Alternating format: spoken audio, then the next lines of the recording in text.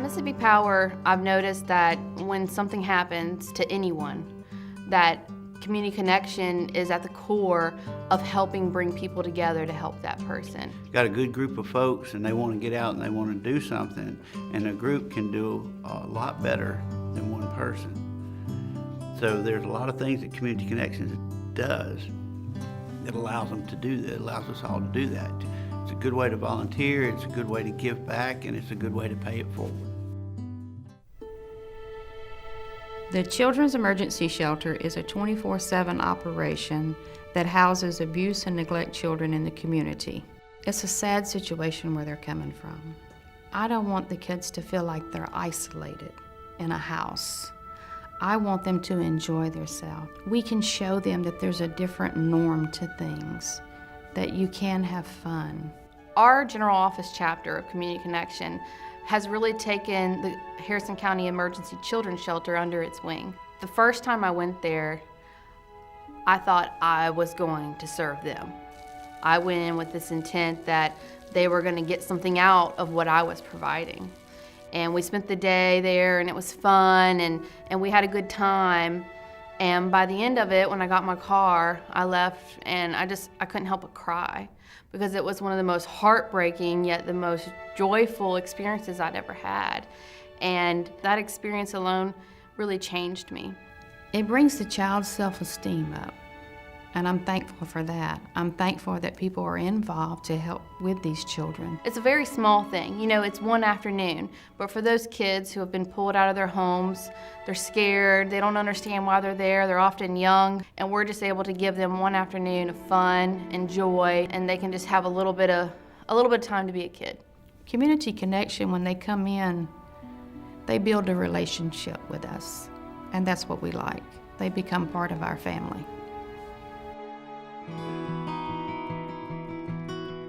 Our mission is to feed the homeless, the working poor, and the needy in Gulfport. Today we serve 561 meals, that's with the to-go meals. And you can certainly tell when people come in that are hungry, because they don't care if it's a piece of bread and a glass of water. They devour it, and then you can really tell they're hungry. So the need is great. You don't have to be a homeless person.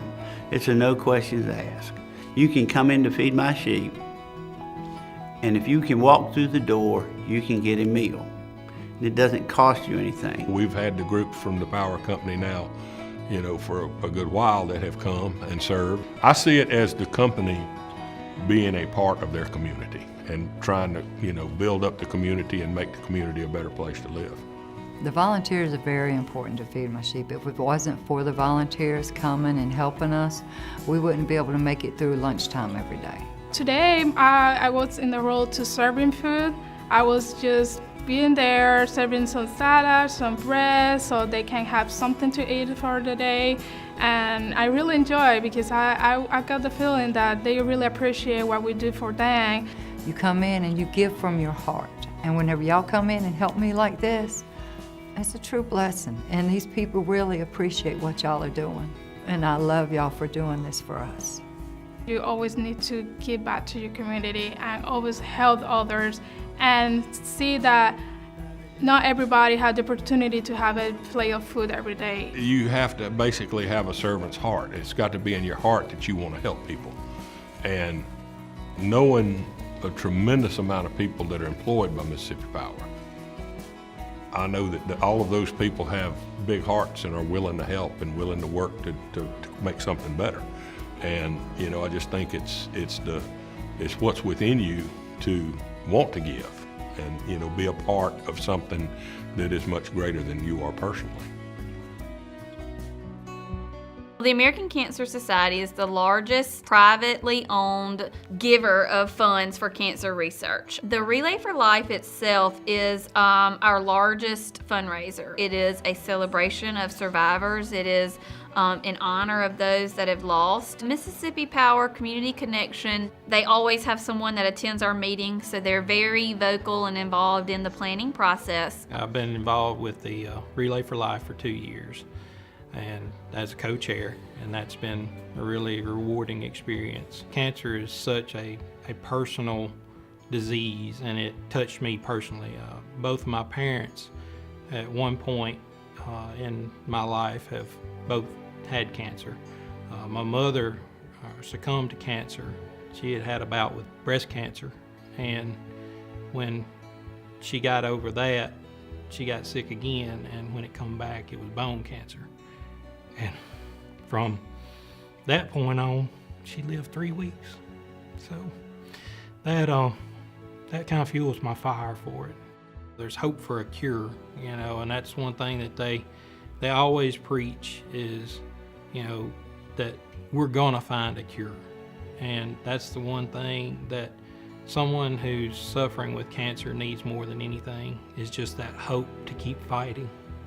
It just gives us an opportunity to just kind of reach out to them, just let them know who we are here at Mississippi Power, and through our Community Connection chapter, you know, what we're about. You know, I mean, we talk about, you know, being our brother's keeper all the time, and you know, this gives us an opportunity to actually get out and be those hands and feet, and show that that's who we really are. That's who we, you know, we're not just something that we say, it's something we believe.